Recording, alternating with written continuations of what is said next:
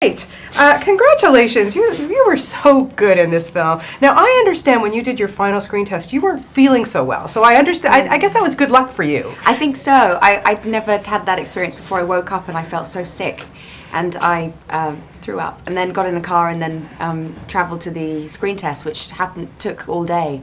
And I was so incredibly nervous. And they'd asked me to kind of have a look and see what I was like with guns, and had to learn some unarmed combat and just to kind of get a sense of, how comfortable I was and how much training I would need. Yeah. So, yeah. I can imagine, but then you got the role. Yeah. And I was wondering myself, how much of a Marvel girl are you? Were you even aware of it? Yeah, well, I mean, I loved the Marvel films that I'd seen, and I wasn't familiar with Captain America as a comic book, but I did some research and saw the books from kind of early on in the 40s up to kind of more modern takes on it, and I thought the development of the artwork was so beautiful. Yes. And they were pieces of art in themselves, and so I can understand the appeal of them. Yeah, they are. I mean, this movie, it just makes you feel good. It's very rah, and it just makes the country, I think at the time, especially when the comic was written, made everybody feel so good. Yeah. And then you get somebody like Chris Evans to play Captain America, Steve Rogers, and I just thought he was so terrific in it. Mm-hmm. What was it? Why do you think he made the perfect Captain America? I think because the quality that he had as the early or the skinny Steve was the same that he had when he became Captain America, which is a vulnerability, and he was earnest and kind of a sweetness about him, and it meant that when he did transform into this kind of Adonis, he didn't become arrogant with it, and his power wasn't abused or misplaced, and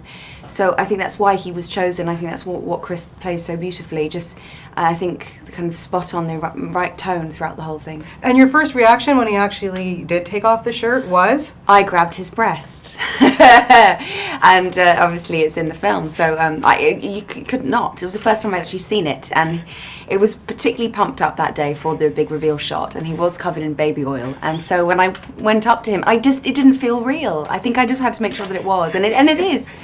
And we did a couple of takes of me kind of prolonging my I love my that touching. shot. Yeah, I love it because it's kind of like, no, hands off. Oh, God, no, I'm so sorry. Oh, gosh. Well, I hope later you got comfortable enough with him that he let you just touch whenever you wanted to. Well, I didn't want him to feel like a piece of meat. Well said. So,